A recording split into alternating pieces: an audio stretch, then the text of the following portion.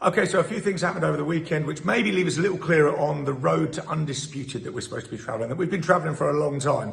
And then we thought we were going to get last year when we thought we were going to have Fury Joshua fighting to become the undisputed heavyweight champion, and which then sort of crumbled before our eyes or disappeared, just like a piece of mist that we couldn't touch. And now, the picture, to recap for anybody who doesn't know, who's been living on the moon, is that obviously we were looking for that undisputed fight last year, and then Wilder enforced his mandatory shot at Fury, so Fury had to go and fight Wilder, and Joshua, well, if Fury was out of the way, thought he'd fight Usyk, his mandatory WBO challenger. So in September 21, Joshua fought Usyk and lost to Usyk, a very big surprise decision, quite soundly beaten on points and nearly stopped in the 12th round. Immediately said he wanted to have a rematch with Usyk, and in October 21, Fury went and beat Wilder in that thriller. Just when we were thinking that rematch clauses were clogging up the sport and not letting us get what we wanted to see, we wouldn't have wanted to miss that fight, so that's worth remembering. So it seemed clear then what was going to happen after that, because immediately after the rematch, Joshua, being the great competitor that he is, says, I want to rematch Usyk, I'm going to enforce that rematch clause and that needs to happen. And Fury, having got Wilder out of the way, now needed to get his number one contender, Dillian Whyte, out of the way. Dillian Whyte has been the number one contender of the WBC since 2017, when he beat Robert Helenius. So he's long overdue that shot. So it seemed quite simple to us that we were going to have Whyte Fury and we were going to have Usyk Joshua, and hopefully the winner of that would meet, and then we would get this, tantalising undisputed. But nothing happened for a long while. We were expecting those two fights to be announced, and nothing happened. So that sent the rumour mill into overdrive, and it went into super overdrive last week. And it seems that the rumours that were coming out that people wanted to see a Fury Usyk fight, to sidestep these sort of two semi-final legs, if you like, to get towards undisputed and go straight to undisputed with Fury Usyk. Now, the people behind this were from the Middle East, and they were putting the money on the table, because the thing is, to get that fight is one thing, to pay the huge purses that fight demands is one thing, but then you've also got to get rid of Whyte and Joshua. So how do you do that? You pay them step-aside money. The money that was reputed to be on the table was $5 million for Whyte to say, okay, well, I'll walk away and I'll wait. I'll wait to fight for the title another time, and 15 million for Joshua to walk away and say, I'll fight for the title another time. So that was the money on the table, and that was being negotiated. And this led to the purse bids for Fury Whyte being delayed 4 times. While this was sorted out. Now the rumours, and again, everybody, these are rumours and counter rumours. The rumours are that Whyte had accepted his 5 million and said, I'll take the 5 million and I will step aside. The 15 million on the table for Joshua, Joshua was never massively keen about this, but it was 15 million, and the deal was that 15 million, then he would get a crack immediately at the winner of Usyk Fury. So that was what was on the table, but then negotiations broke down in the middle of last week, basically with Joshua walking away and saying, no, I'm not going to take the step-aside money, I'm going to go for the mandated rematch with Fury. One of the rumours, and there are rumours and counter-rumours because everybody's pointing fingers, is that Fury was actually saying, take the step-aside money, I'm going to have a warm-up fight, and then I'm going to fight Usyk. So in other words, that puts Joshua 2 fights down the line, to fighting for the undisputed title. And you never know, in the heavyweight title, we know you never know what's going to happen in 2 fights' time. So for that reason, he probably decided it wasn't really going to be worth the candle.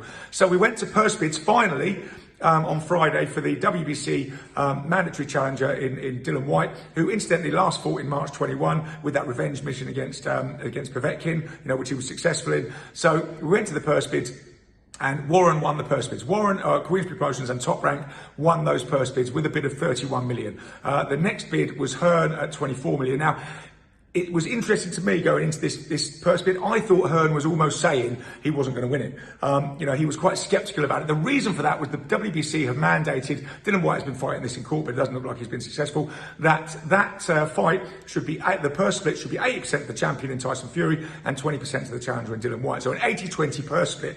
Now, Hearn was saying, if your fighter is on the 80% end of the wedge, you can afford to have a little private deal. So what he's saying, and make an outrageous bid, get control of the fight, and then not pay your fighter that mandated amount of money. So what he's kind of saying is that maybe Warren and Fury said, look, Warren said, Fury, I'll guarantee you 15 million. I'll put in a massively inflated bid. It's not commercially worth that, but I'll put a massively inflated bid. Then we get control of the fight. And so that's the way it went round. So out of 31 million, that means that Tyson Fury would normally get 25 million out of that, and Dillian Whyte would get 6 million. Incidentally, only $1 million more than he would have got for not fighting Fury had that Middle Eastern deal gone through. But anyway, so we can now have that fight. So in a way, we have the first semi-final leg confirmed. That Dillian Whyte will fight Tyson Fury. Now, when and where will that take place? Now, Warren was saying that Fury had to get out, and all these negotiations were getting in the way of him getting out, and they had a provisional date booked at the Cardiff Millennium Stadium at the end of March. It now seems unlikely they will use that date. The reason being that it's just not enough time to promote and prepare, that close to it. So it looks like it's going to be mid-April. Incidentally, in the purse bids, it said that the fight had to take place by the 29th of April. So I think we're looking at a mid-April date at Cardiff's Millennium Stadium, which I expect to be announced in the early part of this week.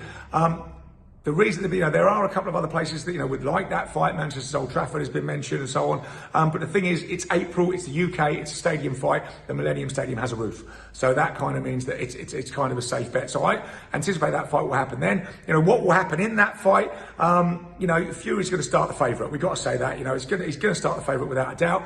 But, kind of look back.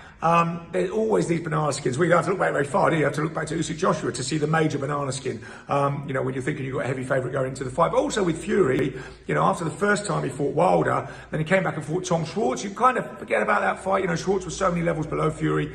It was a make you look good fight. And then he fought Otto Wallin, which was also meant to be a little tune-up. For the rematch that he was going to have with Wilder. And again, somebody that was thought to be levels below him. But, Wallin was a bit of a brawler. He made the fight ugly. He took it to Fury. And, he made it hard work and hard going.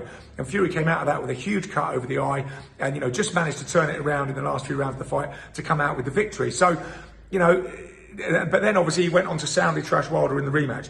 But what I'm saying is don't completely write Dillian Whyte off and look ahead to the next fight.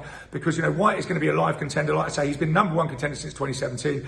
We know who dropped the ball slightly with Povetkin, but he, that was only for a second. That's all it takes.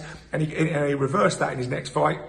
So, Whyte is going to be a dangerous live contender. He's in his prime. He's a tough, experienced guy. He's going to have a strategy for Fury. He's going to come and bring it to him. It's going to be lively. I would still expect Fury to come through that. And then we're going to go into the second leg.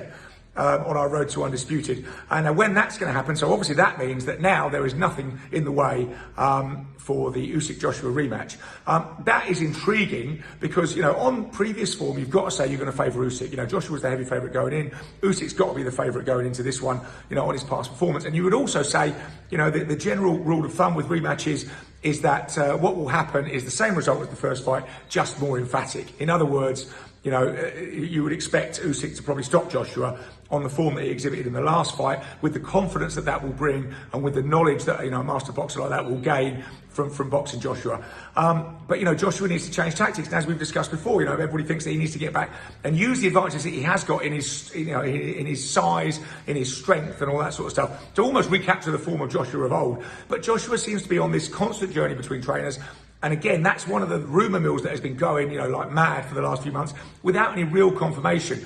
We've had this, he's obviously been over to see lots of trainers like Eddie Reneso and Virgil Hunter and lots of guys stateside. And Robert McCracken has been a bit sidelined.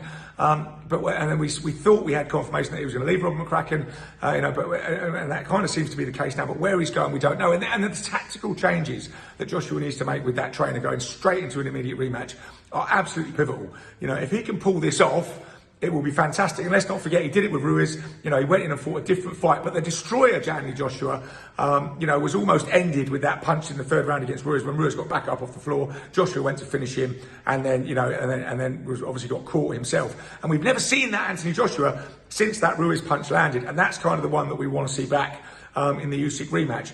But how he's going to discover that form, the tactics he's going to employ, is still a bit of a mystery. The date shouldn't be a mystery. Now there's nothing left to argue about. Eddie Hearn has always said, March, April for the Usyk-Joshua rematch. So again, now there's nothing in the way. Expect to see, an announcement about that next week. Hopefully with a date. And then we've got, those two semi-final legs. Both I anticipate in the UK. We've definitely got Fury in the UK. I'm pretty 90% sure, without it actually being announced, that we've got Usyk Joshua in the UK. I mean, Usyk would like to have it in Kiev, but I don't think there's the money there. So we've got these two sort of semi-final legs that are going to be in the UK. I then anticipate in the summer we'll get the winner of those two fights. I think they'll go and fight in the Middle East, because the Middle East will want that undisputed fight there. It's the Saudi money, which we just can't compete with. Can't sell enough tickets to compete with that. So I expect that fight to be in the Middle East in the summer. So, it's hopefully moving forward a little bit. We're on the road to undisputed. Summer, autumn, maybe we're going to find the answer to these questions. So there we go. A little bit of movement at last, a little bit of a story to carry on for that elusive undisputed title. But there you go. We'll look forward to it.